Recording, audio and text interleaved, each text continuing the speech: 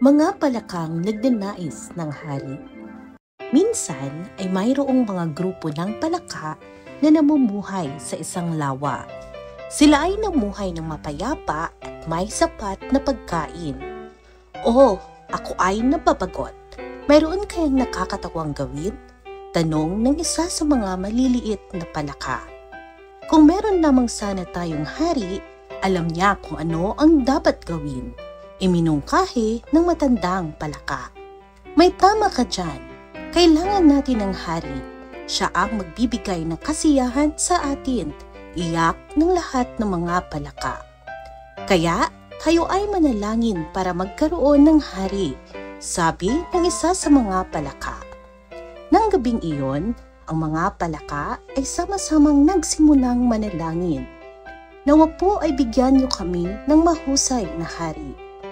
Kinaumagahan, mayroong isang troso na nahulog sa lawa. "Naku, ang ating hari ay dumating na," iyak ng lahat ng mga palaka. Lumipas ang mga oras, pero ang troso ay siyang lumulutang pa din sa lawa. "Anong klaseng hari ito?" tanong ng malaking palaka. "Hindi siya nakakalukso, hindi siya nakakakanta, walang bagay na magagawa niya," sabi ng matandang palaka. "Nawa po ay bigyan niyo kami ng panibagong hari." Panalangin uli ng mga palaka para sa bagong hari. Kinabukasan ay may isang tagak na napadpad sa lawa. "Wow! Tingnan ninyo ang matikas na mga pakpak at ang magandang tuka nito," iyak ng maliit na palaka. "Yan ang ating hari. Ang tunay nating hari ay nandito na." Ang lahat ng mga palaka ay sumigaw sa kagalakan. "Hip hip hooray!" Tatlong palakang nagpapalakpak sa kanilang bagong hari. Ang galak ng lahat para sa tagak. Ang mga palaka ay sabayang lumundag papunta sa tagak. Isang napakaswerteng araw.